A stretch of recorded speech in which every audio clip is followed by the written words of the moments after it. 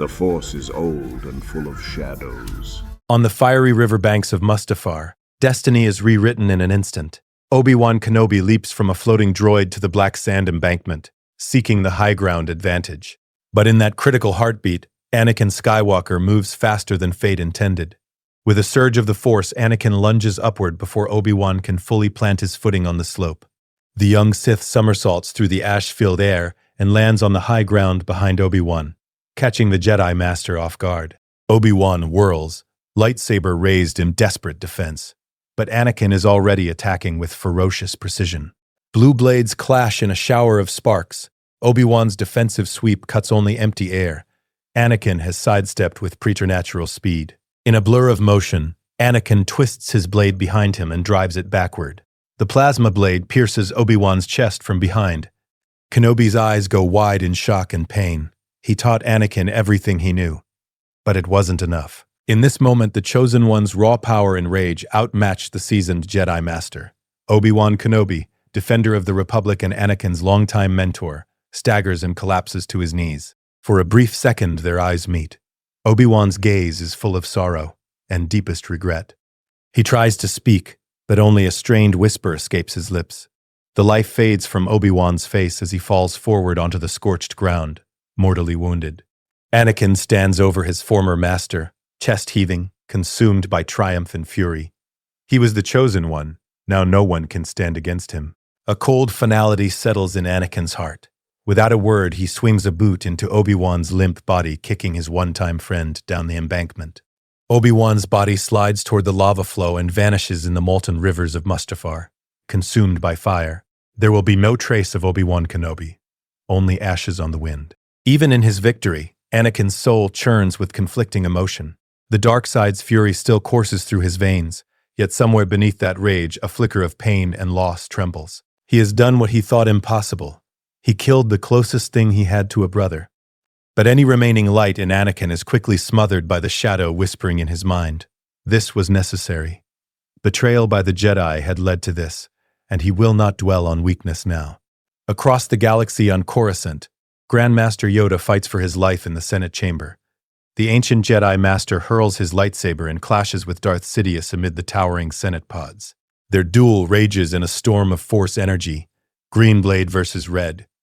Ultimately, neither can best the other decisively. Yoda, sensing the growing imbalance in the Force, realizes he cannot defeat Sidious this day. With a heavy heart, Yoda retreats and flees into exile, vanishing through a maintenance duct to escape the Sith Lord's wrath. Darth Sidious, wrinkled and cackling in bitter frustration, watches Yoda disappear. The duel ends in a draw. The Sith lives, and the last Grand Master slips from his grasp. In that moment of uneasy silence, Sidious feels a great disturbance in the Force. He pauses, yellow eyes narrowing. Something is wrong. A spike of fear, not his own, but echoing through the dark bond with his new apprentice, ripples across the ether. Sidious mistakenly interprets this as Lord Vader being in danger. After all, he dispatched Anakin, now Darth Vader, to slaughter the Separatist leaders and duel Kenobi, and Sidious knows how powerful Kenobi is. Could Vader have been harmed?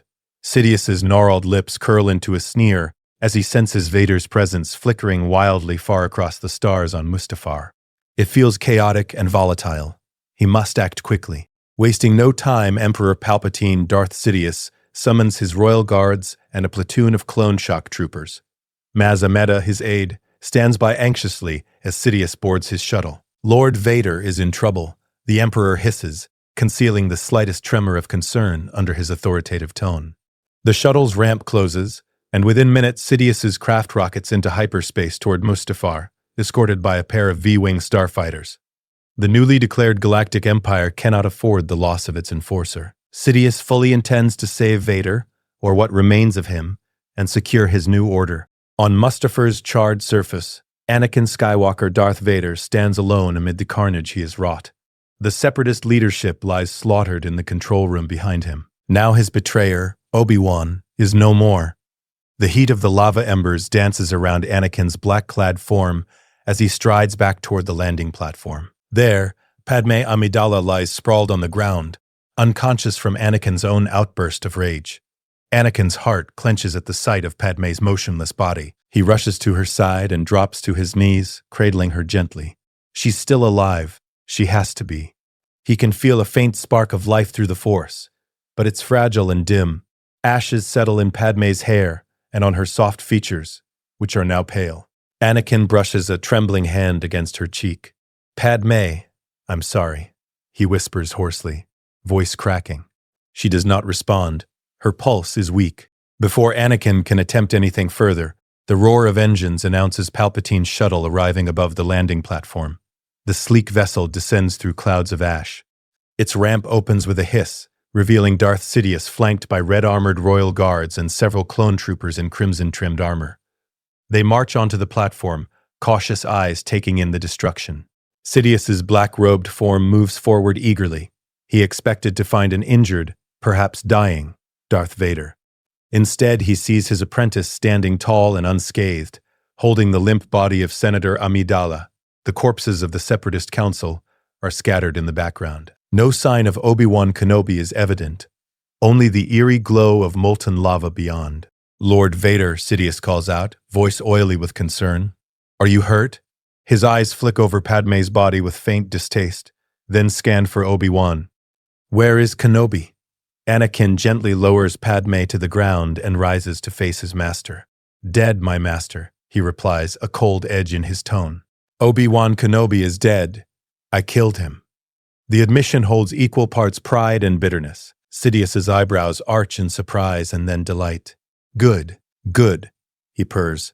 A triumphant grin spreads across the Emperor's gaunt face.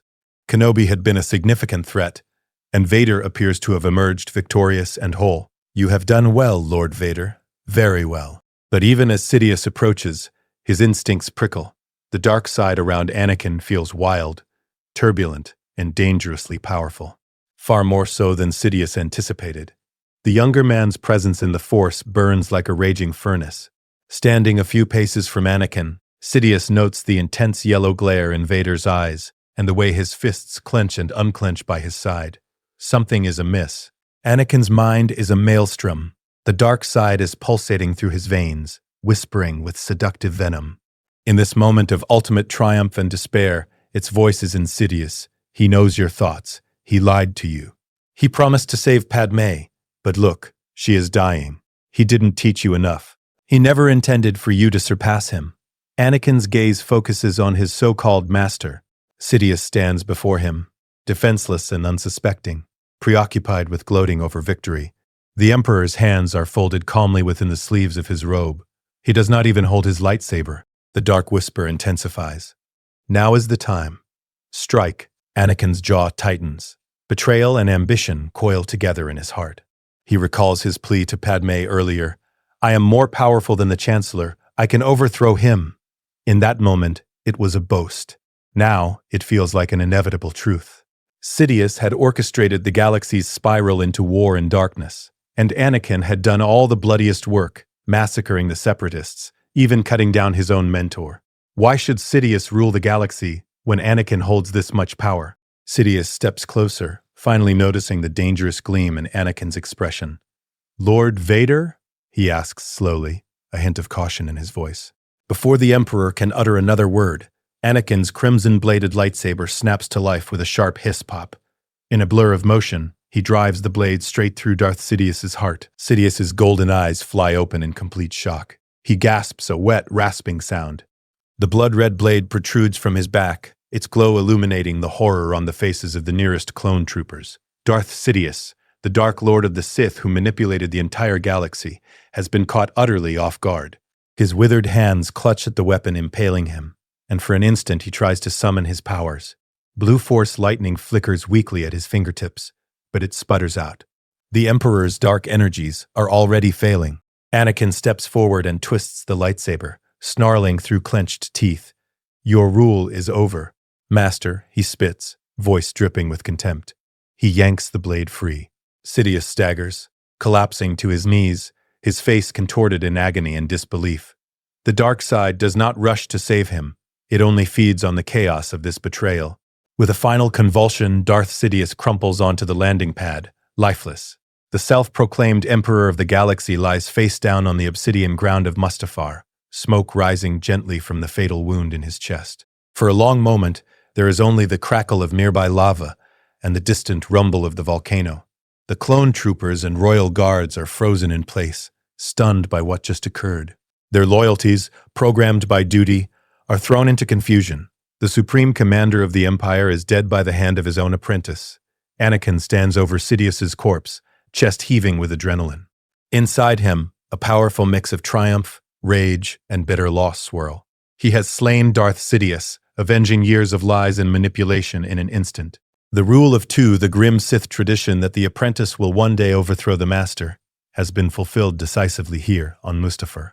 As Anakin gazes down at his fallen master, the last vestiges of Anakin Skywalker seem to melt away in the heat. He is no longer anyone's pawn or protege. In this decisive act of treachery, he has claimed the mantle of Sith Master for himself. The dark side surges within him, exultant and thunderous. Around Anakin, the clone troopers finally react. Recognizing power and authority, the squad of clones drops to one knee in unison, bowing their heads. The red-robed royal guards, trained from birth to serve the Emperor, hesitate only a second longer. Then, seeing Anakin's fiery glare and the corpse of Sidious, they too kneel and offer fealty to the new sovereign. Darth Vader, unmasked and unbroken, is now the Emperor of the galaxy by his own hand. Anakin extinguishes his lightsaber. He looks at the hilt, the very same Jedi weapon he wielded as Anakin Skywalker. A blade that once shone bright blue now reflects the red glow of Mustafar's fires. With deliberate focus, Anakin pours his hatred and pain into the kyber crystal within. The crystal screams in the Force as it bleeds, its hue deepening from brilliant blue to a blood-crimson red. When Anakin ignites the lightsaber again, a scarlet blade crackles to life, a symbol of his transformation. In the reflection of its red glow, the young man's eyes burn sulfuric yellow. Darth Vader has been reborn, no longer as a crippled servant encased in life-sustaining armor, but as a man in his prime, scarred in soul rather than body, and now the most powerful being in the galaxy. A sudden cry of pain from behind snaps Anakin from his reverie. Padme, he whirls around, cape flaring. Padme Amidala lies where he set her down, her body shuddering weakly. She is dying. The very reason he had fallen to darkness to save her is slipping away. Commander, Anakin snaps at one of the kneeling clones, his voice cold and authoritative. Prepare the shuttle for immediate departure. The lead clone trooper, marked with the yellow insignia of the 501st, barks an acknowledgement and rushes to ready the vessel. Two others hurry to assist. As they move, Anakin gently lifts Padme into his arms, carrying her aboard Sidious's shuttle. The royal guards stand aside, their silent helmets betraying no emotion as the new Emperor passes. Within minutes, the shuttle's engines ignite, and the craft soars upward, leaving behind the charred hellscape of Mustafar. The bodies of friend and foe alike burn to cinders below, as Anakin Skywalker carries his wife toward what he hopes will be salvation. Act 2. The Imperial shuttle races through hyperspace toward Coruscant. Inside its cramped medbay, Anakin stays at Padme's side, refusing to let go of her hand. The steady beep of medical scanners fills the silence. Padme's vitals are weak and erratic. A medical droid aboard the shuttle does what it can, administering oxygen and fluids, but her condition is beyond its limited capabilities. Anakin's face is a mask of anguish beneath a sheen of sweat and ash. He strokes Padme's hand with uncharacteristic tenderness. "Hang on, Padme, please," he murmurs. In the Force, her presence flickers like a guttering candle. He pours his strength toward her, desperately trying to bolster that fading light. At times she seems to surface from unconsciousness, her eyelids fluttering. "Ani," she rasps once, her voice barely audible. Anakin's heart leaps. "I'm here," he assures quickly, brushing her cheek. "You're safe. I'm going to save you." But Padme's eyes roll closed again. She drifts back into a stupor, caught between life and death. The shuttle shudders out of hyperspace over Coruscant. Through the viewport, the city planet gleams with millions of lights, unaware of the cataclysmic shift in power that has just occurred. In the Senate District, the Imperial Medical Center looms, its landing platforms already swarming with medics alerted by the shuttle's urgent code. As the vessel descends, Anakin feels a swell of dark satisfaction. He is returning to the capital not as a fallen, burned wretch at Sidious's mercy, but as the conqueror. Yet that satisfaction is tempered by the dire situation in his arms. He looks down at Padme's ashen face, tears welling unbidden in his eyes. "Just hold on," he whispers again. unsure if he's pleading with Padme or issuing a command to the Force itself. The shuttle touches down on a private platform attached to the elite Galactic City Med Center. Medical personnel are already rushing to meet them. Alerted by the shuttle's emergency call, the hatch opens, and Anakin strides out, cradling Padme. His dark cloak billows behind him. Clone troopers escorting him shout for medics to clear the way. A team of medical droids and doctors converges, gently transferring Padme onto a repulsor lift gurney. Patient is pregnant, vital signs unstable. One FX-6 medic droid notes, scanning her. Anakin moves to follow as they whisk Padme toward the emergency ward, but a surgeon blocks his path. "Sir, we need to—" The man's protest dies in his throat as he meets Anakin's gaze, eyes smoldering with barely restrained power and fear. "I'm coming with her," Anakin states flatly. There is no room for debate in his tone. The doctor simply nods, sensing the dangerous authority radiating from this soot-streaked man who arrived on the Emperor's own shuttle. Inside, bright lights and antiseptic smells assault Anakin's senses. Padme is rushed into a trauma suite. Medical droids apply monitors, fluids. A respirator hisses as it assists her breathing. Anakin stands in the corner of the room, fists clenched, watching intently. Every beat of her weakening heart thuds through the Force to him. After interminable minutes, one of the droids speaks in a calm monotone. "Sir, her physical injuries are not fatal. Signs of strangulation trauma, but we have stabilized her airway." Anakin flinches internally at the mention of strangulation. Guilt twists inside him. The droid continues. "However, her neural readings indicate severe distress. She's slipping away. Cause unknown." The droid's photoreceptors blink as it tries to articulate something beyond its programming. It is as if she has lost the will to live. Anakin's heart plunges. "No, that's not possible," he croaks, stepping forward.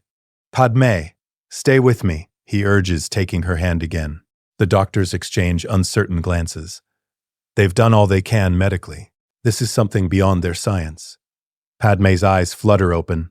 She summons the last reserves of her strength. Her gaze finds Anakin's. In those eyes, once full of love and warmth, Anakin now sees heartbreak. Tears glisten as she struggles to speak. "Anakin," she whispers, voice trembling. What have you done?" Anakin bows his head, tears streaking the grime on his face. I saved you," he says softly, almost inaudible. "Obi-Wan is gone. No one will hurt us now. We can rule the galaxy the way we planned." His words spill out desperately, half to convince her, half to convince himself. Padme's face contorts with sorrow. "You're going down a path I can't follow," she breathes, echoing the plea she made on Mustafar before everything went wrong. She coughs weakly. Anakin tightens his grip on her hand, as if sheer strength could anchor her to life. "Don't say that," he begs. "I'm here. I'm right here. Please." Padme's next words are a strained sob. "Anakin Skywalker. The man I loved, he's gone. All that's left is this." Her dimming eyes search his face, taking in the yellow tint in his irises, the fierce set of his jaw, the dark aura around him. "You're breaking my heart," she whimpers. A tear slips down her cheek. Anakin feels like he's been stabbed. The same words she said on Mustafar strike him anew. He shakes his head frantically, tears falling freely now. "Padme, I'm sorry, I can fix all of this," he chokes out. "We can still be a family, you, me, and our child." His voice cracks on the last word. A faint, tragic smile touches Padme's lips as more tears flow. "There is good in you, I know there is. Still." Her hand trembles in his. "But you're so blinded by the dark. You don't see it anymore."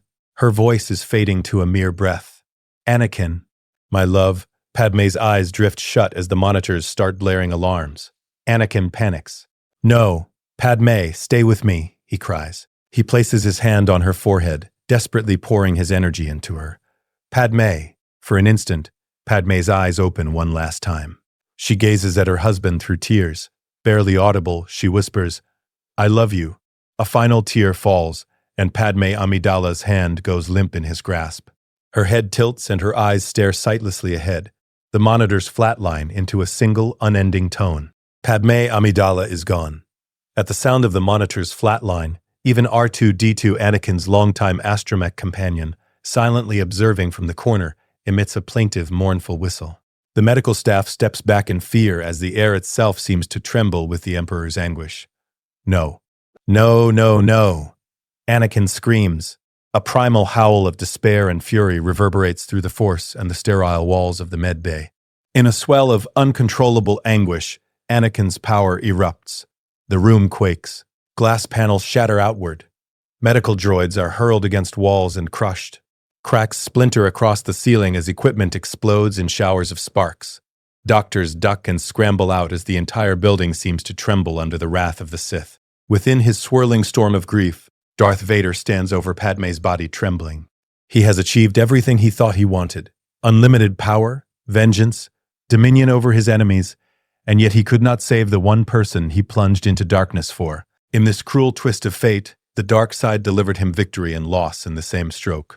Amid the destruction, a piercing sound cuts through, the cries of newborn infants. The med droids, in their final act before being destroyed, have managed to perform an emergency operation to save Padme's babies. From Padme's lifeless body, twins have been delivered, a boy and a girl, now wailing loudly in a bassinet capsule that miraculously remains intact in the corner of the room. Anakin's rampage halts as the cries reach his ears. Chest heaving, he turns slowly toward the sound. Two tiny infants flail their arms, their voices lusty and strong. The baby boy's eyes are squeezed shut as he howls. The baby girl beside him wriggles, face scrunched in red as she joins her brother's protest at being thrust into the cold air of the world. Anakin approaches in awed silence. The swirling debris in the room settles to the ground. He stares down at the newborns and feels something unexpected cut through the haze of his pain. Love. Pure, unconditional, and overwhelming love washes over him as he beholds his children for the first time. He didn't even know there were two. Padme had kept that secret to protect them, to protect him from additional worry. And now here they are, a living legacy of their love, born at the very moment of her death. With shaking hands, Anakin gently reaches into the bassinet and picks up the tiny, squalling boy. The baby fusses, then calms slightly as Anakin cradles him to his chest. He reaches for the girl as well, bundling her carefully in the crook of his other arm. The two infants snuffle and whimper, sensing the strong, warm presence holding them. Anakin sinks to his knees amidst the rubble, cradling Luke and Leia Skywalker against him. Tears stream down his face, but his expression softens from one of rage to sorrowful tenderness. "Shh, I'm here," he whispers to them, voice breaking. In the Force, the children shine like twin suns, small but brilliant currents of life entwined with his own. They are his, an extension of Padme and Anakin both. Surrounded by shattered glass and twisted metal, the new Emperor of the galaxy kneels, holding his newborn son and daughter. He makes a silent vow then and there. He will not fail them as he failed Padme. They will not suffer because of his mistakes. They will thrive, and through them, perhaps a part of Padme will live on. Outside the med center, clone troopers and staff cautiously re-enter the ruined room, weapons raised uncertainly. They find the walls scorched and equipment smoking, and at the center, Darth Vader cloaked in black, kneeling with two tiny infants in his arms. The troopers share confused glances. None dare speak. After a long moment, Anakin rises slowly to his feet, cradling Luke and Leia. His tear-streaked face hardens with resolve. "Commander," he addresses the lead clone softly. The trooper steps forward, saluting. "Yes, sir?" Anakin's voice gains strength. "Secure this facility and make sure no harm comes to these children."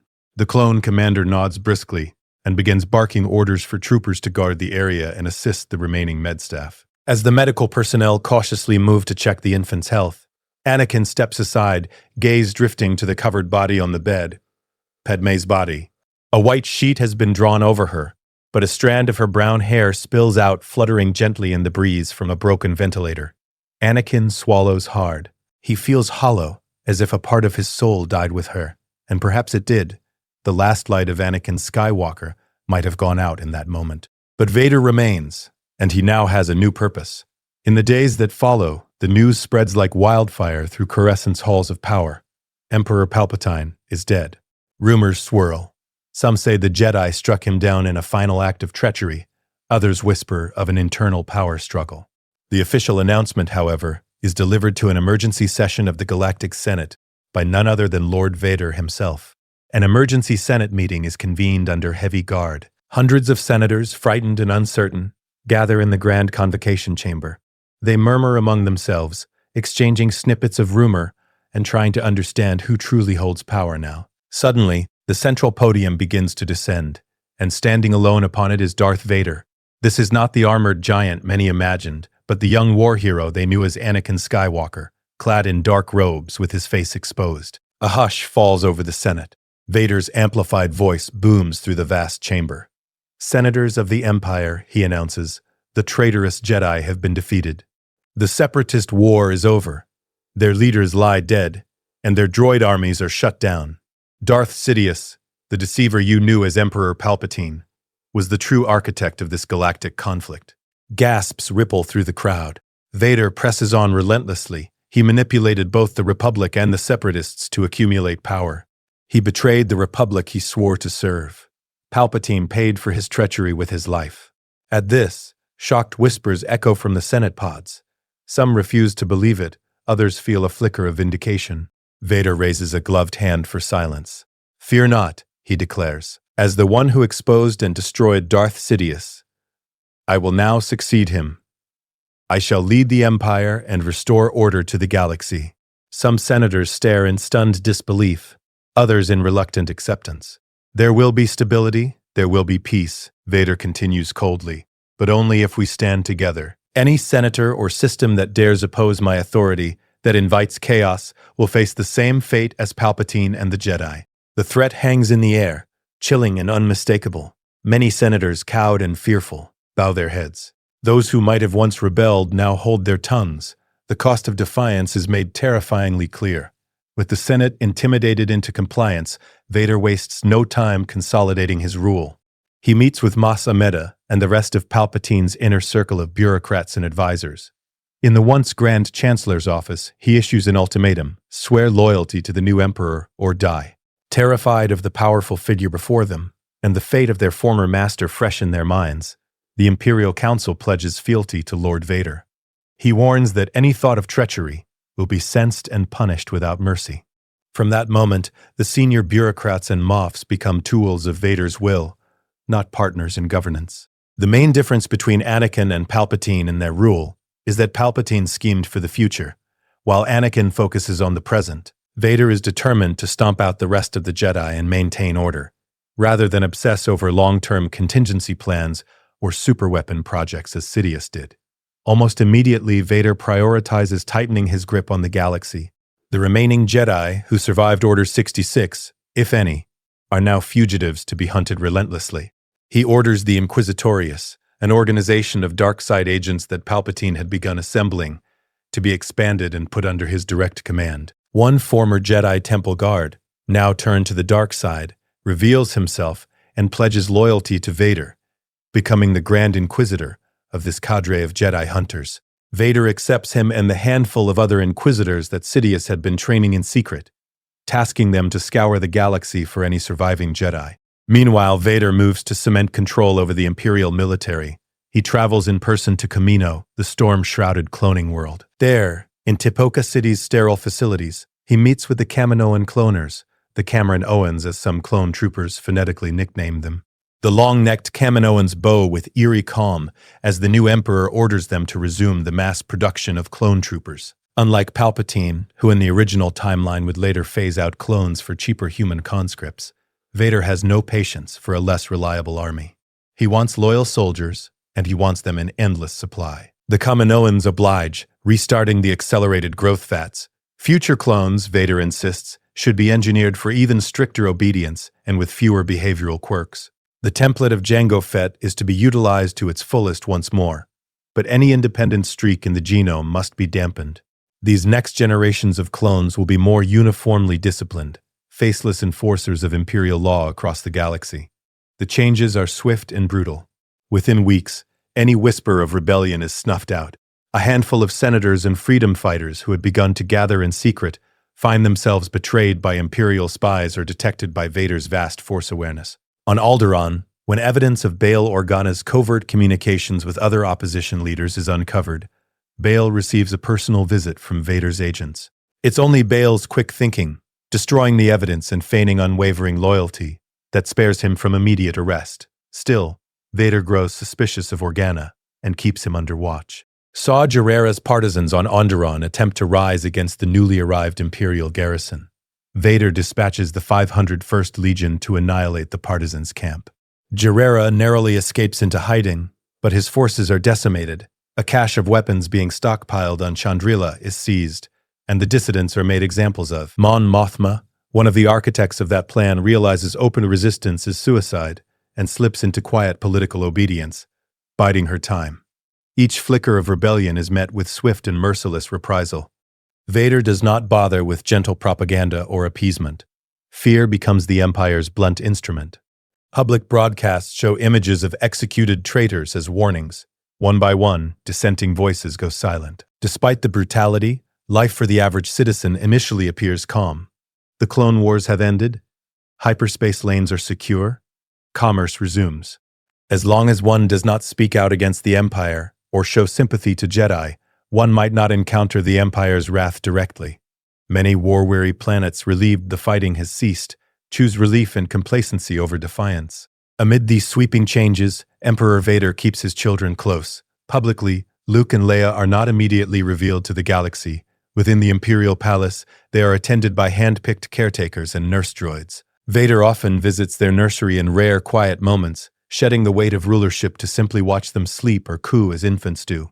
In those tender moments, something of Anakin stirs within him, a gentleness he shows to no one else. Privately, Vader decides that when the time is right, Luke and Leia will be trained in the ways of the Force, his way, a fusion of dark and light perhaps, but utterly loyal to him. They will carry on his legacy and ensure the Skywalker family rules for generations.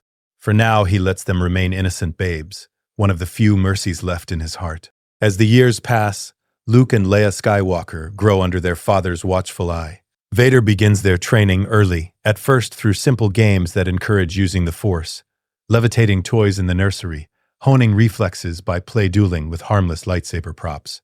By the time they are 10, he has them sparring under skilled instructors, non-Force-sensitive martial experts to drill combat basics. But only Vader himself can instruct them in the true ways of the Force. In secret training chambers deep within the Imperial Palace, Vader trains Luke and Leia in the duality of the Force. He does not lie to them about the dark side. He embraces it and teaches them its power. But interestingly, he also shares aspects of Jedi teaching when beneficial. There is knowledge in both light and dark, he tells the wide-eyed twins, his baritone voice echoing in the dim chamber as they meditate in lotus position before him. To be a true master of the Force, you must understand the full spectrum of its power. But remember, power is your tool, not your master. You are Skywalkers, heirs to the most powerful legacy in the galaxy. As they entered adolescence, Luke and Leia began to prove themselves outside the training chambers. By age 16, Luke was accompanying elite stormtrooper units on missions, and during a disturbance on Corellia, he personally bested a notorious insurgent leader in single combat, cementing his stature among the Imperial troops who witnessed the duel. Leia, meanwhile, uncovered an assassination plot against her father, orchestrated by a cabal of disloyal Imperial courtiers. Utilizing her keen intellect and growing powers of foresight, she sniffed out the conspiracy and foiled the would-be assassins before they could strike, ensuring their quiet removal. Tales of the twins' early exploits spread through the ranks. To some, the young Skywalkers became figures of awe, protectors of the Empire's order, alongside their formidable father. To others, they were living weapons to be feared, inheritors of Vader's terrifying power.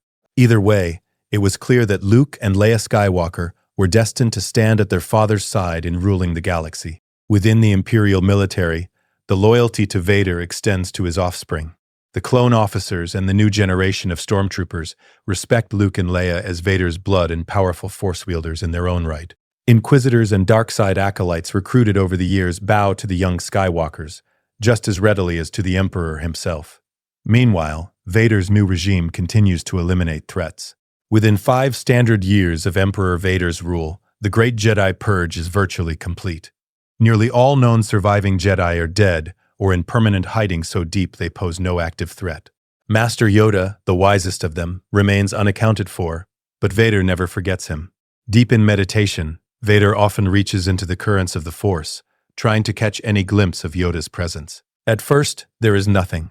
Dagobah's dense life force and a certain cave of dark-side energy mask Yoda's signature well. Vader pores over ancient texts and holocrons to sharpen his dark abilities. Over these 5 years, his strength in the Force grows exponentially. He studies Sith scrolls and Jedi holocrons from the temple's hidden archives. He has completely mastered Force lightning, able to incinerate an enemy in its crackling embrace. He learns Force drain, the power to sap the life energy from a living being, leaving victims withered husks before they even realize what's happening. Always a gifted telekinetic, Vader pushes this further. Soon he can suspend himself or others in the air, essentially achieving brief flight. Perhaps Vader's greatest ability becomes a frighteningly precise foresight. After years of honing his visions, he can focus on an enemy and catch glimpses of their future or location through the Force. Restless for closure, Vader finally turns his heightened senses toward Master Yoda. The Grand Inquisitor had surmised Yoda likely went into exile off-world, but no leads emerged. So Vader lets the dark side guide him. In a deep meditation within the quieted Jedi Council chamber, a twisted irony not lost on him, Vader's mind extends outward, sifting through possible futures and distant stars. Flashes of green skin, a gnarled cane, a swampy bog, Dagobah. He recognizes it from old star maps and an offhand mention in Qui-Gon Jinn's journals of emergence in the Force there. His course set, Vader boards his personal starfighter, a sleek modified craft suited for his use, and jumps to the Dagobah system alone. Emerging from hyperspace above the veiled swamp world, he descends through roiling clouds. The Force confirms Yoda's presence the closer he gets. A faint light glimmers amidst the dense life energies of the bog planet. Landing his craft in a misty clearing, Vader steps out into ankle-deep mud, the air thick with humidity and buzzing insects. Deactivating his ship's cloak, Vader strides through tangled vines and gnarled trees, following the beacon of Yoda's presence. He soon spots a dim light through the fog, a humble hut built into a giant tree's roots. Vader's black boots squelch in the muck as he approaches. Master Yoda emerges slowly, leaning on his cane at the hut's threshold. The diminutive Jedi looks even smaller and frailer than Vader remembers, age and exile having weighed on him. Yet Yoda's eyes still shine with wisdom and profound sorrow. He gazes up at the towering black-clad figure. In a soft voice he says, "Come to finish what Sidious could not, have you? The old master's long ears droop slightly. Vader sneers behind his simple rebreather mask. Unlike the bulky suit of an alternate fate, here he wears only a light apparatus to filter Dagobah's noxious air. Sidious is dead. The Empire is mine. And the Jedi are extinct. Save one." He levels his crimson blade toward Yoda.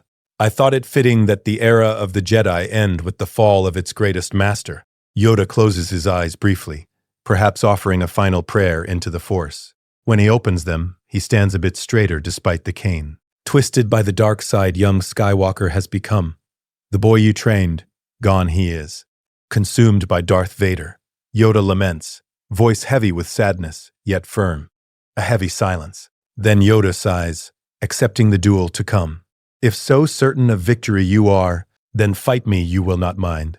With a sudden burst of agility, Yoda leaps, tossing aside his cane and drawing a tiny green-bladed lightsaber. The swamp explodes in light and motion as Emperor Vader and Grandmaster Yoda clash. Red meets green in a furious flurry illuminating twisted swamp trees. Yoda flips and spins with astonishing speed, forcing Vader to pivot and parry strikes aimed at his knees, his back, his arms. The 900-year-old Jedi's Ataru form is a whirlwind of kinetic power.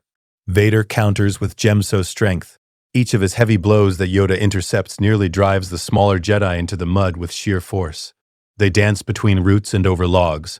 At one point, Yoda reaches out and lifts an X-wing-sized boulder from the mire, perhaps the very one Luke Skywalker will struggle with decades later, hurling it at Vader. Vader responds by catching the massive rock midair through the Force and shattering it into pebbles that rain down around them. "Strong you have become, Vader," Yoda admits, breathing hard as he perches atop a gnarled root. Vader lunges and cleaves the root in two as Yoda flips away again. "The dark side is ultimate power, Master Yoda," Vader declares. Lightning crackles at his fingertips now. He thrusts a hand forward and unleashes a torrent of force lightning toward the diminutive Jedi. Yoda raises both palms, absorbing the lightning in a brilliant nimbus around his hands. The energy scorches the air, and Yoda skids back a step, grunting at the sheer intensity. With a deft motion, he redirects the lightning upward, dissipating it harmlessly among the canopy. The display of mastery, only fuels Vader's fury. The duel reaches its climax on a narrow spit of dry ground surrounded by murky water. Yoda manages to land a glancing blow on Vader's leg, singing the armor weave and drawing a pained grunt. In retaliation, Vader batters Yoda with a telekinetic wave that sends the old master pinwheeling through the air to slam into a tree trunk. Yoda coughs. Injured, Vader strides toward him for the kill. In one last act of defiance, Yoda closes his eyes and musters the Force for a final, powerful push. A shock wave radiates outward, knocking Vader momentarily off balance and even tearing his lightsaber from his grip to land in the bog. However, Yoda's age and wounds catch up to him. He collapses to a knee, exhausted. Vader extends a hand and summons his fallen saber, crimson blade igniting once more. He looms over the diminutive figure. Yoda looks up, face lined with infinite sadness. "Destroy me, you will, as you destroyed Anakin," he wheezes. "But victorious, you are not. Not while the Force lives." Vader scowls, raising his weapon. For an instant, perhaps a memory flashes, a kind green mentor instructing younglings in the temple, including a much younger Anakin Skywalker. It only hardens Vader's resolve. "Then it dies with you," he retorts. With a swift final stroke, Darth Vader ends the life of Master Yoda. The emerald blade sputters out as Yoda's small body slumps, becoming one with the Force even before it hits the ground. When Vader returns to Coruscant bearing Yoda's tiny cane as a grim trophy, even the most hopeful whispers of the Jedi returning are silenced across the galaxy. The last light of the Jedi Order has been extinguished, and darkness holds sway everywhere under Emperor Vader's dominion. Yet even as the Jedi were extinguished, another shadow from the Sith's past emerged to challenge Vader's rule. Darth Maul, the former apprentice of Sidious long presumed dead, had spent years building a criminal empire in the galaxy's underworld. Styling himself as a crime lord and dark contender, Maul gathered an army of mercenaries and crime syndicates, even rallying some Mandalorian warriors still loyal to him from the Clone Wars. Emboldened by the chaos of the recent regime change, Maul makes a bid for power, seizing control of Mandalore and declaring that he, not Vader, will rule the galaxy. Emperor Vader will not tolerate such insolence. He personally leads a legion of elite troops to Mandalore, storming the capital city of Sundari, where Maul holds court in the former royal palace. In the grand throne room, Vader confronts Maul at last. The Zabrak ignites his double-bladed red lightsaber, the same weapon that once felled Qui-Gon Jinn, and snarls with hatred for the Skywalker, who now claims the mantle of Sith Master. "The galaxy isn't big enough for the two of us," Maul spits, launching himself at Vader in a blur of acrobatics and jabbing strikes. What follows is a ferocious duel, unlike any since Mustafar. Maul fights with feral aggression, whirling and slashing with the unpredictable fury of an untamed dark side. He hurls his saber in spinning arcs and even uses the Force to collapse sections of the throne room's pillars, trying to distract and divide Vader's attention. But Darth Vader stands immovable, a bastion of controlled power. He bats aside Maul's assaults with measured strength, gradually corralling the former Sith into a corner of the shattered throne hall. In a decisive exchange, Vader catches Maul's twirling saber with a telekinetic grip, momentarily disarming his foe. In that blink, Vader lunges and cleaves through Maul, bisecting the Zabrak as had been done to him years ago. Maul's upper body hits the floor, a look of shock frozen on his tattooed face. With grim finality, Vader ends Maul's life, extinguishing the last pretender to Sidious's Sith legacy. Mandalore falls back under Imperial control, and any remnants of Maul's criminal syndicate either surrender or are crushed in short order. Vader has removed yet another threat to his absolute dominion. With both Jedi and rival Sith eliminated, nothing remains to challenge the Emperor's rule. Having secured his grip, Vader turns his attention to solidifying the Empire's future. Over the next 15 years, he focuses on establishing his Empire's supremacy. He has complete control and subjugation of the galaxy. Every major star system now answers to the Imperial throne on Coruscant. The Senate remains, but only to rubber stamp his directives. Real authority rests solely with Vader. During these 15 years, work on Palpatine's pet superweapon project quietly resumes under Vader's command. Maz Amedda informs him of the nearly complete planet-killing battle station, the Death Star that Sidious had been constructing in secret. Initially, Vader put the project on hold to prioritize eliminating Jedi and securing order. But once immediate threats are handled, he recognizes the value of such a weapon to keep star systems in line through fear. Construction of the first Death Star moves forward at a secured orbital site above the remote world of Despair. Grand Moff Wilhuff Tarkin, a brilliant but cold strategist, oversees its completion. By the 15th year of his reign, approximately 5 years earlier than it would have been under Palpatine, Death Star I becomes operational. Emperor Vader travels to witness its final weapons test. Unlike Palpatine, who might have chosen a symbolic rebel target like Alderaan, Vader selects a planet that held significance to Anakin Skywalker, Tatooine. Above Tatooine, the Death Star looms like an artificial moon. Jabba the Hutt and his court scramble in panic as word reaches them, but it's far too late. Emperor Vader himself gives the command, "Commence primary ignition." His deep voice echoes on the battle station's bridge. In a blinding green flash visible across the system, the Death Star's super laser fires. The beam lances through the void and strikes Tatooine's surface. In an instant, the desert world is consumed in a cataclysmic explosion. A ring of debris expands outward where the planet once orbited. Fragments of sand, rock, and civilization blasted to dust. 2 billion souls, including countless Hutts, criminals, and innocents, perish in moments as Tatooine is wiped from existence. Tatooine's destruction sends a stark message to the galaxy. Opposition to Vader's empire is futile. In its wake, fear of the Emperor rises to an all-time high. The outer systems, hearing that even Vader's own homeworld was not spared, realize that nowhere and no one is safe from his reach. By the 20th year of Emperor Vader's rule, the galaxy has known 2 decades without major war. Any significant opposition was crushed early or snuffed out in minor skirmishes. The Imperial Navy has grown colossally, now boasting not one but multiple Death Stars under construction, or completed. After the success of the first station, resources from countless worlds were poured into building a second, then a third, to ensure no single act of sabotage or chance, not that any organized rebels exist, could remove the Empire's superweapon advantage. Each Death Star is stationed in a different sector, poised to respond instantly to any large-scale revolt, not that any occur. They serve as the ultimate deterrent, a literal sword of Damocles hanging above any planet that might consider treason. As for Emperor Vader himself, he spends much time continuing his deep studies of the Force even as he administers the Empire. Over 20 years, his grasp of power becomes unparalleled. He can crush a capital ship's bridge with a gesture, level a city with a storm of Force energy, or peer through time's veil in meditation to foresee potential threats. In essence, he stands at the very apex of Force wielders, arguably the most powerful Sith, or simply the most powerful being, in galactic history by the time he reaches middle age. Luke and Leia, now in their early 20s, have completed their training and grown into formidable Force users. Under Vader's brutal yet meticulous tutelage, they have become the second and third most powerful individuals in the galaxy, surpassed only by their father. Both hold prominent positions. Luke has taken on a military role, commanding fleets and leading troops in the field, while Leia has delved into the political and mystical, advising on matters of state and conducting her own dark side research. She shows a particular affinity for Sith sorcery and alchemy. The Skywalker dynasty stands unchallenged and seemingly invincible. Act 3. Mastery. Emperor Vader's reign is absolute. He has achieved what he set out to do, enforced a harsh peace upon the galaxy.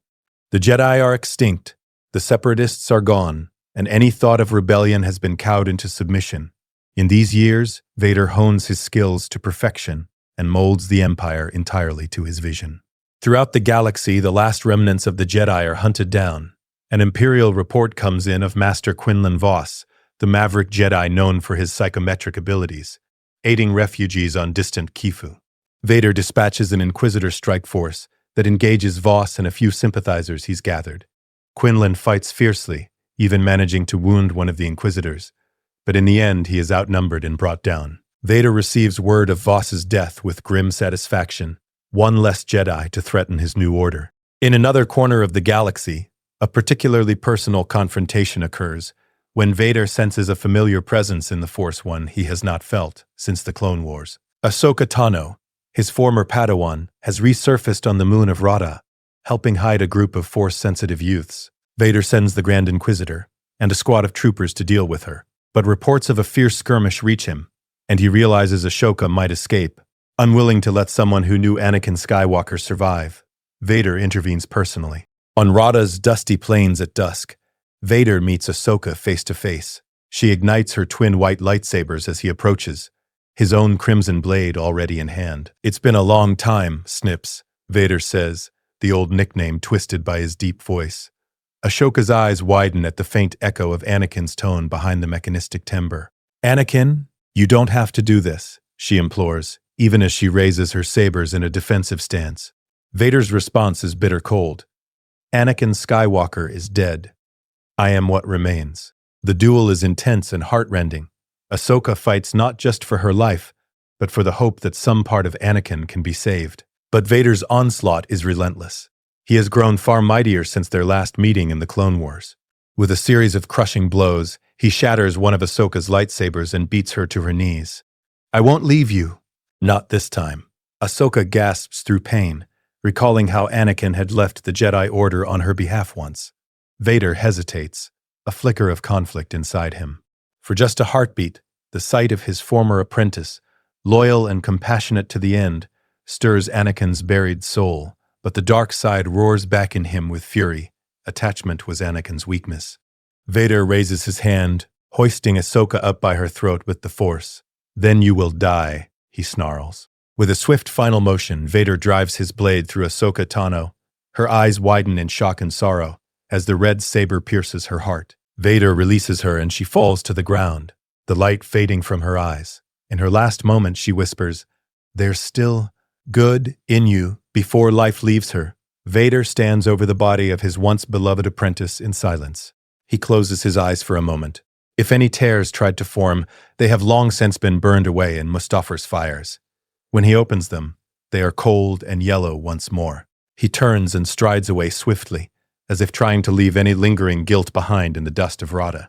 By the end of the 5th year of his rule, nearly all of Vader's old ties, Jedi, friends, loved ones, are gone, either dead by his hand or scattered to the void.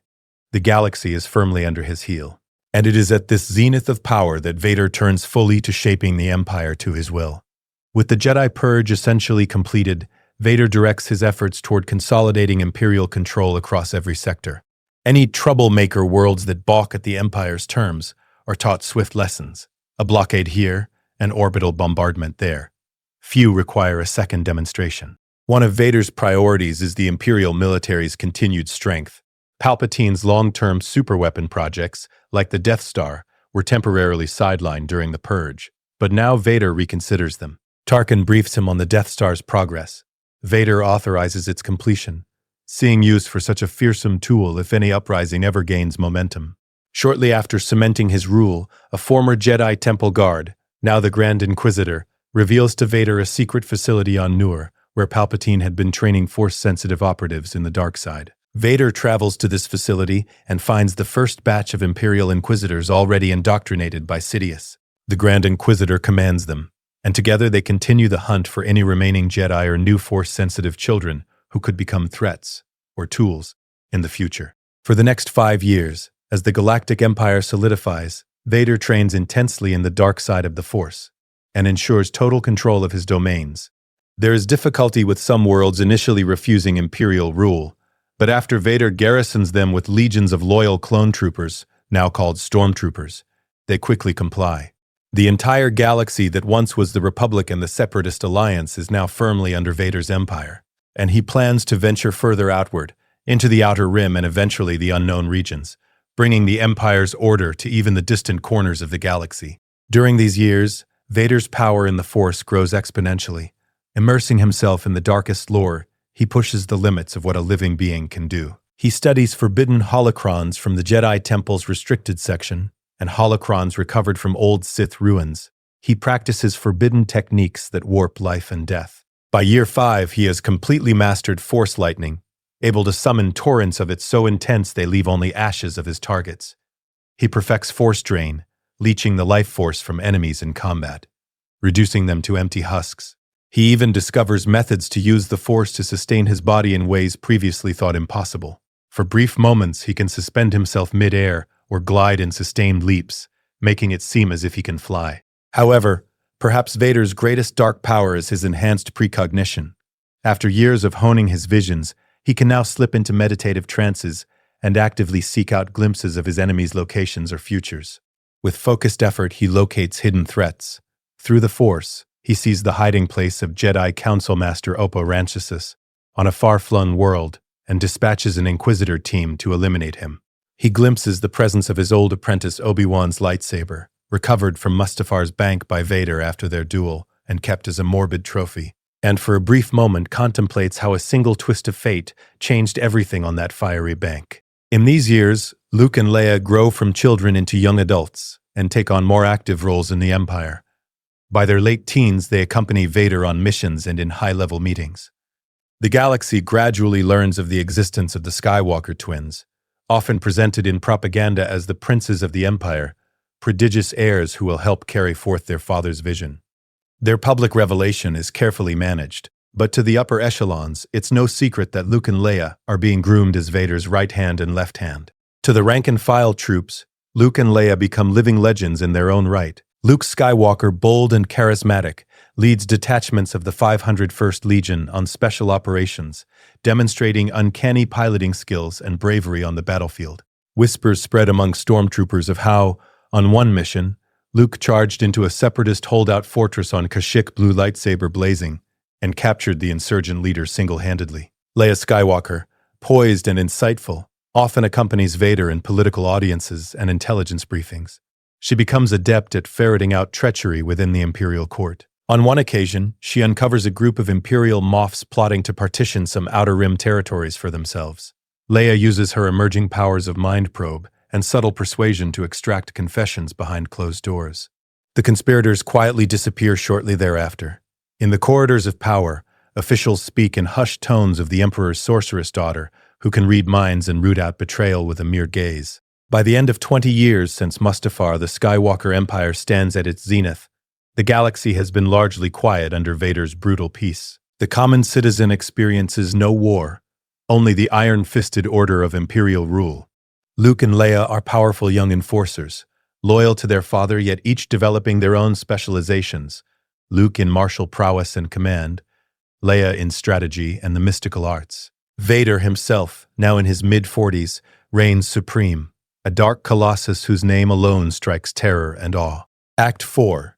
Galactic Threat. It is during the 40th year of Vader's rule, roughly 2 generations since the Clone Wars, that the galaxy faces a challenge unlike any before. In the dark void beyond the known galaxy, something stirs. For years, Imperial scouts in the unknown regions have picked up strange signals and seen patrol ships vanish. These incidents were minor, often dismissed as navigational hazards or pirate ambushes. But in truth, a far more ominous explanation lurks beyond the galactic rim. The Yuuzhan Vong, an extragalactic species of fanatic warriors, have been quietly observing this galaxy. The Vong hail from an entirely different galaxy, traveling through the intergalactic void in great organic world ships. They are unlike any foe the Empire has ever faced, a race that worships pain and war, wielding living technology that is highly resistant to conventional machines. Perhaps most troubling, the Yuuzhan Vong exist outside the Force. They have no presence in it. For Vader, who has long relied on the Force to foresee and control, the Vong are effectively invisible to his senses. At first, the signs are subtle. Imperial listening posts at the galaxy's edge go silent, one by one. Vader's intelligence agents scramble to determine why communications were lost with certain Outer Rim outposts.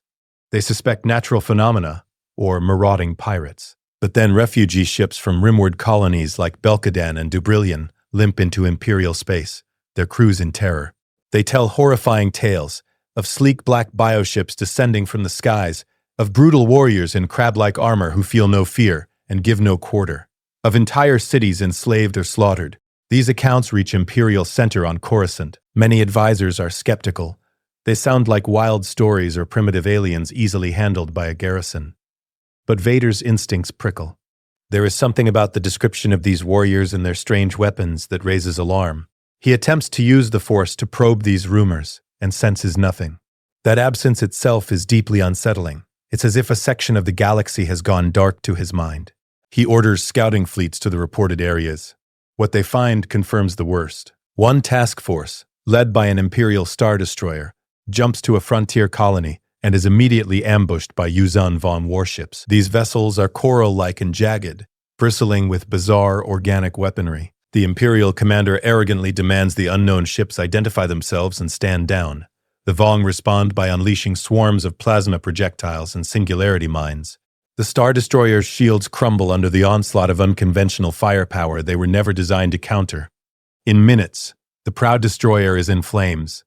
A handful of survivors transmit a brief, frantic distress signal before the Vong flagship rams the Imperial vessel at full speed. A suicide impact that splits the Star Destroyer in half. When news of the lost task force reaches Coruscant, Emperor Vader convenes an emergency war council. In the Imperial Palace war room, holograms display everything known.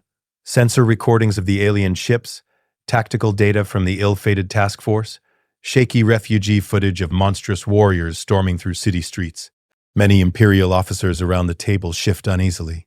Some suggest deploying a Death Star to those sectors immediately as a show of force. Others caution that since these invaders appear to have many ships, a single battle station could be swarmed. Grand Admiral Thrawn, newly returned from patrols in the unknown regions, stands by, analyzing the data with keen interest. His glowing red eyes narrow. Formidable, he notes coolly, indicating the organic hulls on the holo display. Their technology is entirely organoform. No droids, no standard energy signatures. They effectively render many of our sensors useless until they attack. Vader listens silently, fingers steepled under his chin. Flanking him in this meeting are Prince Luke and Princess Leia, now grown and battle-hardened, both wearing dark uniforms befitting Imperial royalty, and Sith warriors. After hearing enough debate, Vader stands. "These Yuuzhan Vong seek to conquer what I have built," he declares in a voice that brooks no dissent. "They will learn the price of provoking the Empire." Thus begins the Yuuzhan Vong War. The invasion comes in waves, targeting the Outer Rim worlds first. Imperial garrisons fall after desperate fights. The enemy ground troops, brutally skilled and utterly fearless, overwhelm some local forces. Cities burn as the Vong deploy Chazrak slave soldiers, enslaved reptilian thralls, and unleash biotech horrors on resisting populations. The Imperial Navy, under Thrawn's strategic guidance, races to respond. Fleets intercept Vong armadas at key hyperspace junctions.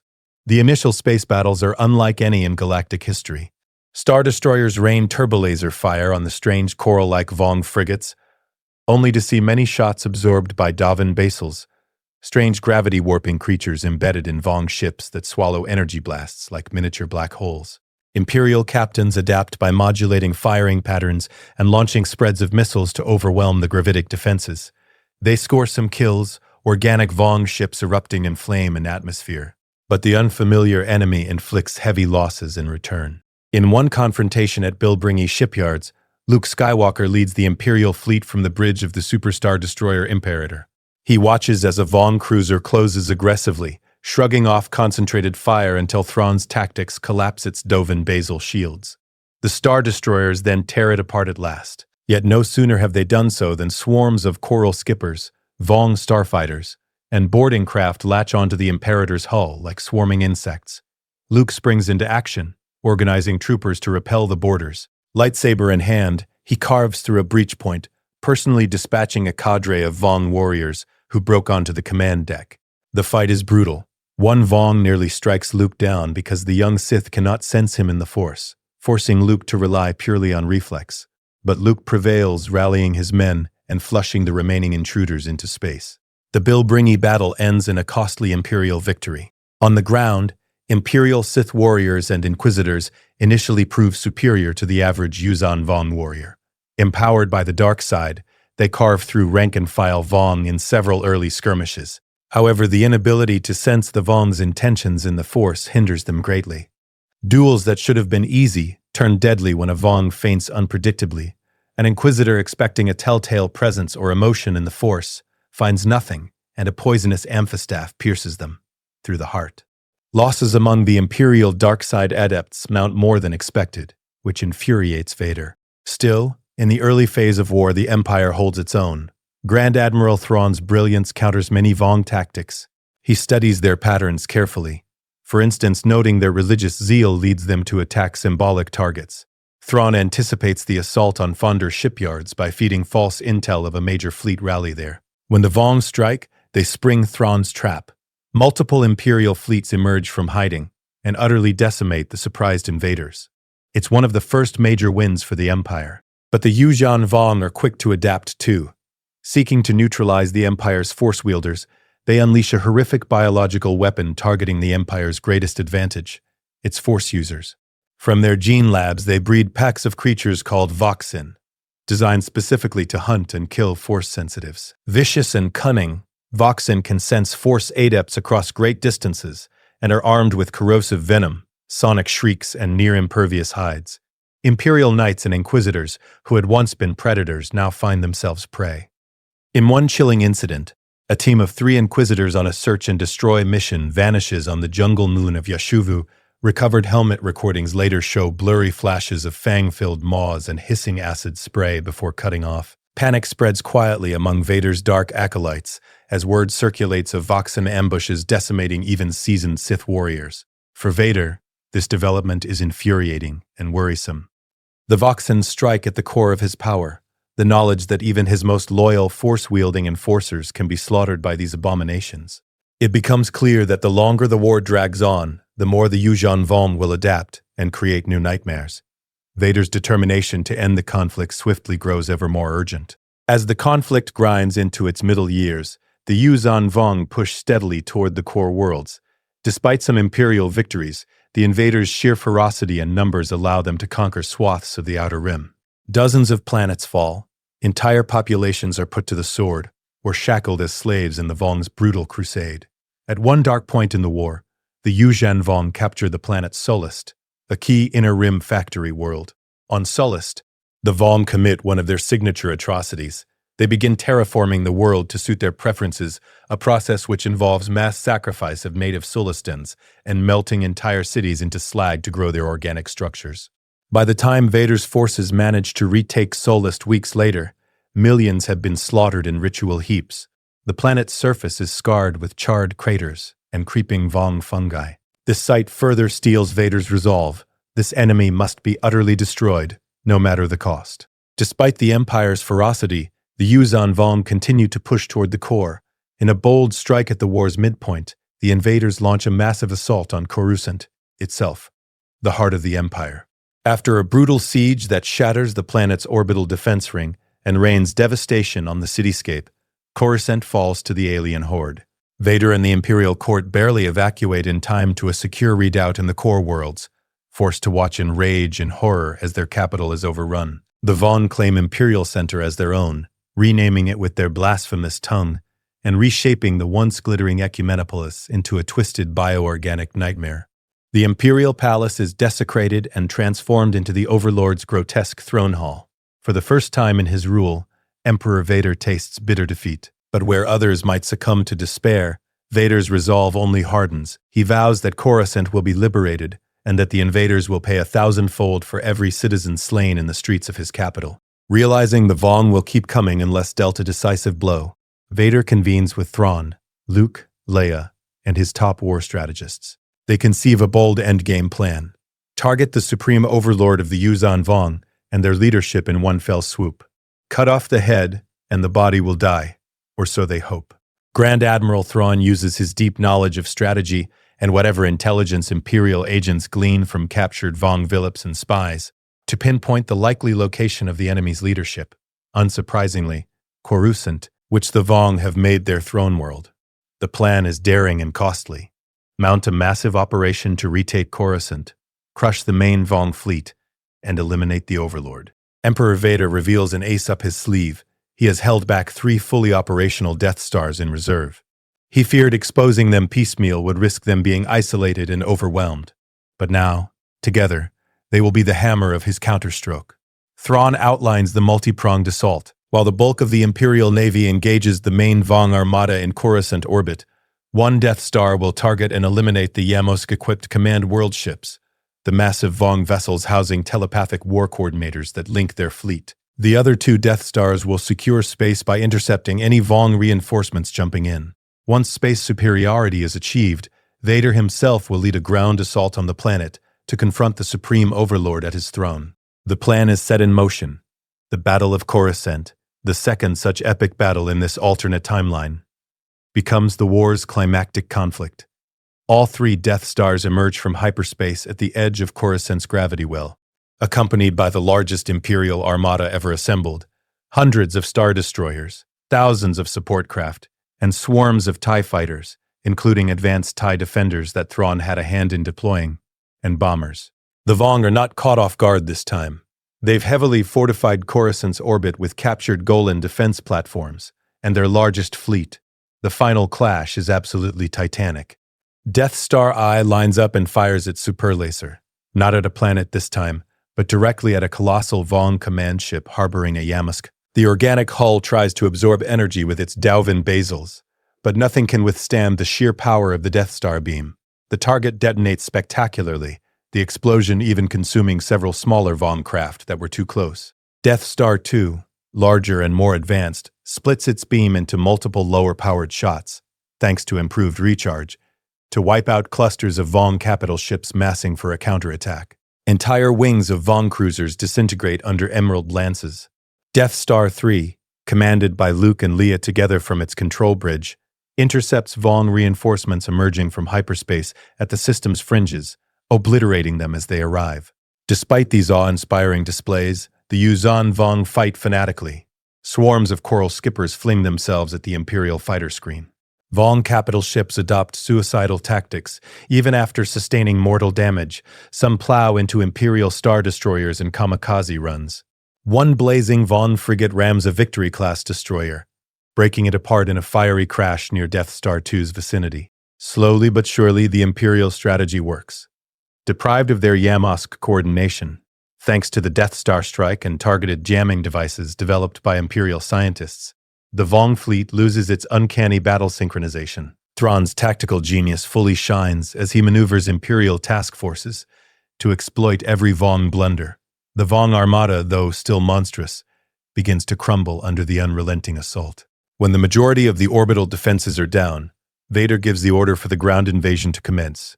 Shuttles and troop transports surge toward Coruscant's surface, braving pockets of anti-air plasma fire from remaining Vong emplacements. Vader, along with an elite strike team including the Grand Inquisitor, now a veteran of countless Jedi hunts, and flanked by Luke and Leia, descends in a wave of assault craft toward the planet's surface. Coruscant's once gleaming cityscape is barely recognizable, partially overgrown with Yuzhan Vong organic edifices, a twisted mix of durasteel ruins and fleshy biota structures. The air is hazy and tinged green from spores. The Imperial ground forces establish a beachhead amid the wreckage of Imperial City's lower districts, blasting through hordes of Vong warrior fanatics who throw themselves at the beachhead without fear. Vader's strike team carves a path to the former Imperial Palace, now repurposed as the Supreme Overlord's throne. This site carries symbolic weight. It was once the heart of Palpatine's empire. Now the Vong use it to mock the fallen Imperials. Among the rubble of the old Senate Rotunda and Palace Boulevard, Supreme Overlord Shimra awaits with his elite guard of fanatical Vong warriors. At Shimra's side lurks Onimi, his frail, jester-like advisor. Unknown to the Imperials, Onimi is the true puppeteer, a shamed one with cunning and a touch of the Force. The final confrontation begins in a makeshift amphitheater of ruins, lit by fires and dying daylight. Anakin Emperor Vader strides forward at the head of his team. He finds his former seat of power transformed into a grotesque sacrificial arena. Skulls and strange glowing fungi adorn what was once a stately promenade. The sky above is streaked with fire as battles still rage in orbit. Supreme Overlord Shimra, towering in spiked armor and wielding an amphistaff scepter, steps forward with a roar, declaring in booming Yuzhan Vong language that the gods have delivered the Jedi Slayer to him. Onimi cackles at his side, eyes gleaming with malevolence. Without hesitation, Vader, Luke, and Leia charge. The Overlord's honor guard surges to meet them. These are the finest Vong fighters, each nearly a match for a Jedi Knight. But against three Skywalkers fighting in concert, they fall one by one. Blue, red, and red blades spin and slash. Luke and Leia fight back-to-back at times, moving with perfect synchronicity honed by years of training together. Fanatical Vong guards who've never known defeat find themselves outmatched by the siblings' seamless teamwork. One guard is decapitated by Leia as he overextends toward Luke. Another howls as Luke's saber impales him from behind while he was focused on Leia's feint. Within minutes, the dozen elite guards lie dead or dying, cleared away systematically by the Emperor and his children. Vader now steps toward Supreme Overlord Shimra himself. Shimra is huge. Bio-implants and ritual surgeries have made him nearly 3 meters tall, a hulking brute with strength to match his God King status. He brandishes his living amphistaff weapon, which can harden into a spear, or whip out like a snake. The Overlord and the Emperor clash with an intensity that shakes the plaza. Shimra's amphistaff lashes out, whip crack aiming to entwine and disarm Vader. Vader meets it with lightsaber and brute strength, but the amphistaff coils around his crimson blade, nearly wrenching it from Vader's grip with surprising strength. Luke leaps in from the side, slashing at Shimra's armored legs to assist. The Overlord grunts as Luke's saber scorches a deep wound in his calf. Snarling, Shimra kicks out with a massive foot, launching Luke across the plaza. The young man crashes into a pillar and slumps, momentarily stunned. Leia extends a hand, hurling a volley of durasteel debris at Shimra. A few sharp shards pierce the Overlord's Von Dune crab armor, drawing spurts of black blood. Shimra staggers but then fixes Leia with a hideous glare and charges at her with unexpected speed, swinging the amphistaff in wide lethal arcs. Before Leia can be struck, Vader barrels into Shimra, using the Force to amplify his strength, driving the giant back. As Vader and Shimra trade blows, amphistaff strikes against lightsaber slashes, augmented punches that send shockwaves rippling. A subtle threat unfolds in the shadows. Onimi, seeing the battle could turn, begins chanting an incantation. The twisted, shamed one calls upon some foul organic biota hidden in the area, attempting to unleash a plague or dark force manipulation to cripple the Skywalkers. Leia, attuned keenly to mystical energies from her studies, senses an impending dark alchemical effect. Her eyes dart and spot Onimi skulking behind a toppled Colossus statue. His white eyes rolled back as he channels his vile trick. Leia realizes that he is the real puppeteer behind the throne. Leaving Vader to face Shimra, Leia confronts Onimi. The wiry, deformed Vong advisor sees her coming and suddenly spits a stream of viscous venom from his mouth, a last-ditch personal defense. Leia swiftly conjures a force barrier. The venom splatters harmlessly on an invisible shield inches from her face. The resourceful princess then employs a technique of Sith sorcery she learned from old tomes. With an outstretched hand, she casts a hex on Onimi's body. Instantly, the Overlord's frail advisor begins convulsing. Leia's dark alchemy turns his own biological implants against him. Onimi shrieks as his flesh warps and bulges uncontrollably, his body literally betraying him under Leia's curse. In agony, he tries to crawl away, but Leia strides forward and, with a merciful slash of her lightsaber, ends the threat of the secret Overlord. Onimi's head tumbles free, his lifeless body slumping amid the vines and fungus. At that same moment, Vader decides to end his duel with Supreme Overlord Shimra. The Overlord swings his amphistaff at Vader's head with all his might. Vader ducks, narrowly avoiding decapitation. Channeling all his hatred, Vader thrusts his free hand forward and releases the most unnatural of his dark powers, a technique gleaned from Darth Plagueis' holocron, now twisted for attack. He manipulates the midichlorians inside Shimra's very cells, commanding the living force within the Overlord to rebel. Shimra, raising his amphistaff for another strike, suddenly freezes. A hideous, wet crackling comes from inside his body.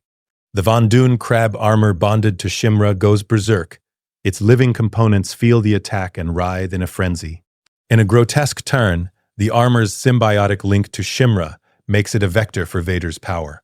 The armor's tendrils burrow into Shimra's flesh, acting on Vader's dark command. The mighty Overlord's confident sneer turns into a gurgle of confusion and pain. He claws at his own chest as his armor comes alive against him, its serpentine straps tightening and piercing.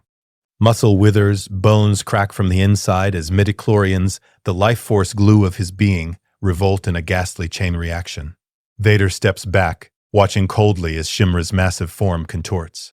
With a final scream, equal parts fury and agony, Supreme Overlord Shimra collapses. His body begins to dissolve from within, consumed by his own armor and internal tissue gone rogue. In moments, the fearsome ruler of the Yuuzhan Vong lies as a steaming heap of liquefying flesh and corroded armor. Vader's chosen method was horrifyingly fitting. The invaders who prided themselves on biological supremacy were felled by a manipulation of life itself. Seeing their god king fall, the remaining Yuuzhan Vong in the plaza break. Many fly into mindless berserker fury, charging at the Skywalkers with reckless abandon, only to be mowed down by supporting Imperial troops, who've now secured the area. Others falter and drop their weapons in shock, belief in their gods shattered by Shimra's gruesome end. With the leadership eliminated, the war rapidly comes to a close. Across Coruscant's war-torn districts and other battlefronts, pockets of Vong fight to the last, refusing to surrender. But lacking coordination, and with morale devastated, they are systematically overrun by Imperial forces in the days that follow. Some Yuuzhan Vong, for whom surrender was once unthinkable, actually lay down arms, stunned by the loss of their leaders and the collapse of their religion's promises. Those that surrender are grudgingly spared by Vader's command, perhaps to study their biology or because hunting every last one would waste resources. These survivors are corralled into secure reservations or labor camps to ensure they can never rise again. Thus, the Yuuzhan Vong War is won. The galaxy has been saved from an apocalyptic threat, albeit by an apocalyptic force of its own. Act 5 Final Confrontation. Coruscant lies in ruin, but is back in Imperial hands. The skies above are finally clear of Vong warships. Instead, star destroyers and the massive silhouettes of Death Stars now dominate orbit. On the surface, Emperor Vader surveys the shattered skyline from atop the wreckage of his old Imperial palace. The once shining city planet is pockmarked with craters and partially overgrown with alien flora that will take years to remove. Fires still burn in some districts, but the Imperial banner is being raised once more over the Imperial Palace ruins. The Empire has triumphed. Reconstruction efforts begin almost immediately. Slaves freed from Vong captivity stagger out from makeshift holding pens, blinking in the smoky daylight. They are given food and medical aid by Imperial medics, acting under Vader's strict orders. These people must live to work and tell of Vader's mercy. Imperial citizens who fled now cautiously return to what remains of their homes on Coruscant and other liberated worlds, finding them devastated but free of the invaders.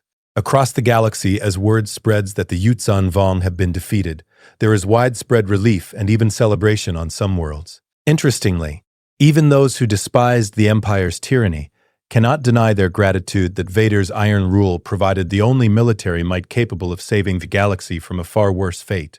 In this way, the war ironically legitimizes the Empire's existence to many. The idea of restoring the old Republic fades from even rebellious minds. After all, without the centralized strength of the Empire and Vader's leadership, all would have been lost. The cost of victory is staggering, however. Trillions are dead across the galaxy. Whole species have been rendered extinct or nearly so by the invaders' onslaught. The Imperial military, though victorious, is a shadow of its former self. In numbers, numerous star destroyers lie wrecked. Countless veteran troops perished. Still, the Empire's core remains intact, thanks in large part to the survival of the superweapons and Sith leadership. Rebuilding the fleet and replenishing the decimated stormtrooper legions becomes a priority that Vader directs with ruthless efficiency. Emperor Vader stands at the pinnacle of adulation and fear. He has saved the galaxy, though it was his galaxy to begin with. Propagandists label him Defender of Civilization, the savior who vanquished the alien scourge. Statues of Vader are erected, or re-erected, on worlds from the core to the outer rim, often depicted with his lightsaber raised in triumph over a heap of alien bodies. To citizens who survived the invasion, Vader is seen in a new light, not just as the oppressor, but as the dark savior who did what had to be done. Yet Vader himself does not soften.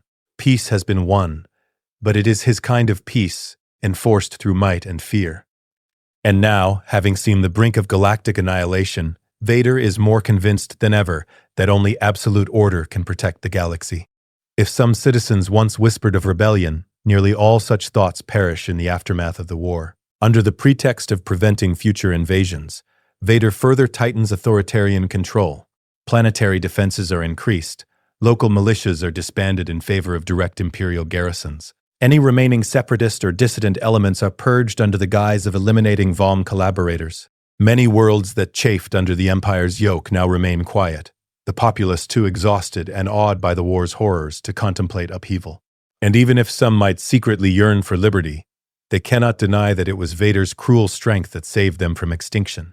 The Emperor, flanked by Luke and Leia, oversees massive reconstruction projects.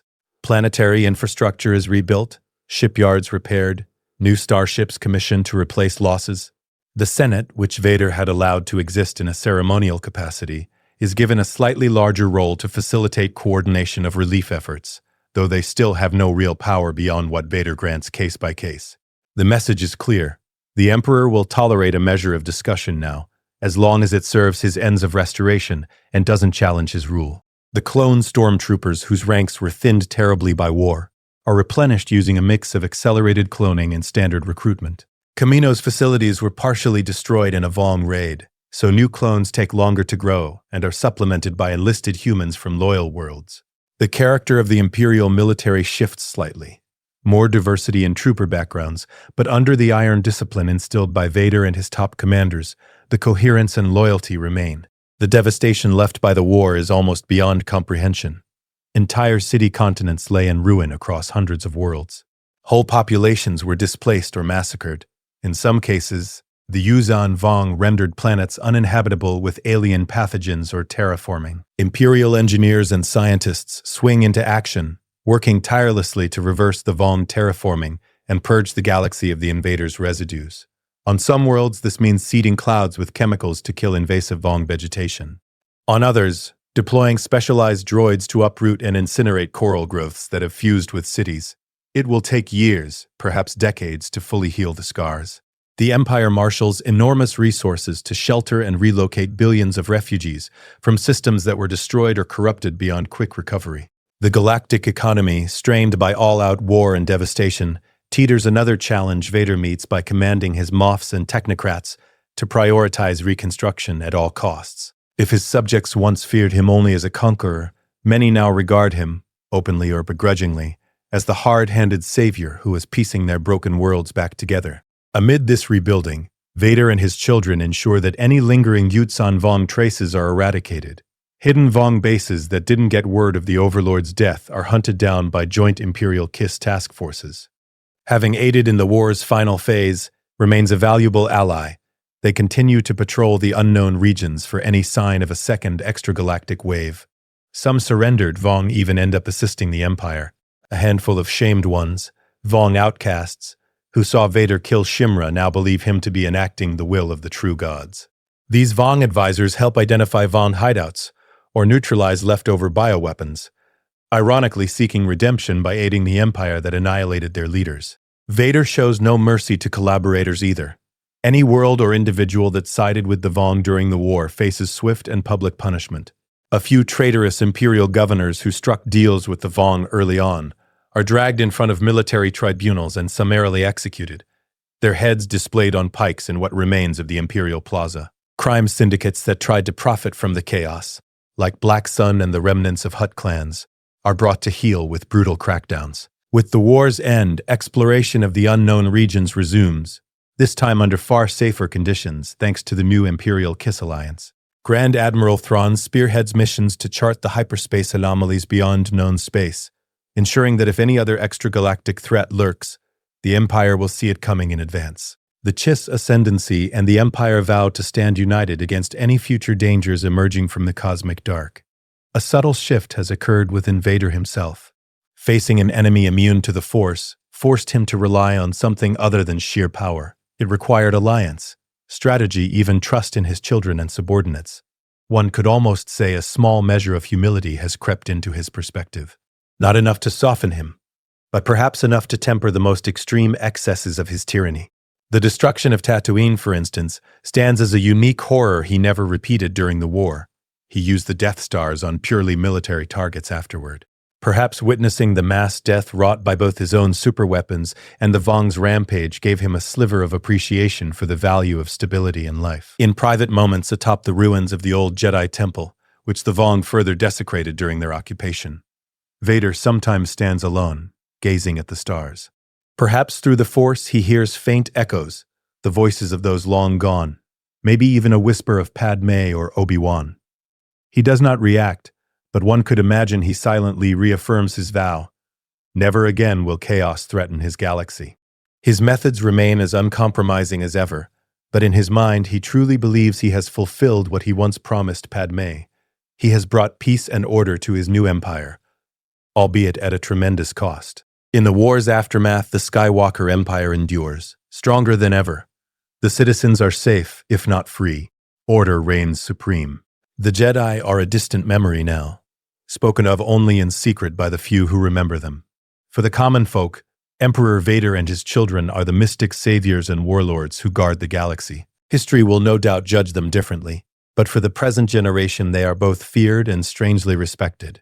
The Imperial propaganda machine goes into overdrive to cement the narrative of deliverance. Emperor Vader declares a new galactic holiday to commemorate the Vong defeat, a day of deliverance for citizens to mourn the fallen and give thanks to the Empire for salvation. Across the HoloNet, images play of Vader and his heirs standing triumphant on the steps of the reclaimed Imperial Palace. On Coruscant, reconstruction efforts include erecting a colossal statue of Darth Vader in Imperial City's central plaza, the Dark Lord cast in bronzium, one arm outstretched as if shielding the populace. To some, it's a monument to a protector. To others, a chilling reminder of the cost of safety. Either way, the message is clear. Only the Empire's strength and Vader's leadership saved the galaxy from annihilation. Finally, as the galaxy rebuilds, whispers from the unknown regions suggest that the violent demise of the Yuuzhan Vong has drawn the gaze of something even darker. Far beyond where the Vong came from, something ancient awakens, stirred perhaps by the ripple in the force caused by the war's end. Unknown to the busy citizens of the Empire, out in the black void of intergalactic space, an eldritch evil from eons past opens its eyes, gazing hungrily at a galaxy united under a single empire. But that is a tale for another time. For now, the saga closes on a galaxy forever altered by one man's choice on the fiery banks of Mustafar. Anakin Skywalker claimed the high ground, and with it, seized his destiny. In doing so, he reshaped the fate of the galaxy, forging an empire of order, bathed in darkness, yet ultimately the bulwark that stood against oblivion. For all the peace through might he brought, in the quiet solitude of his meditation chamber, the Emperor is still sometimes haunted by ghostly echoes of the past, faint memories of a gentle boy from Tatooine and the woman he loved. But Darth Vader buries those thoughts deep beneath duty and power. To the galaxy, he is no longer Anakin Skywalker, but something far greater and more terrible, the shadow that fell across the stars to ultimately protect them from eternal night. It is a legacy written in blood and fire, one that will echo through history, a testament to the terrifying potential of the Chosen One, for good or ill.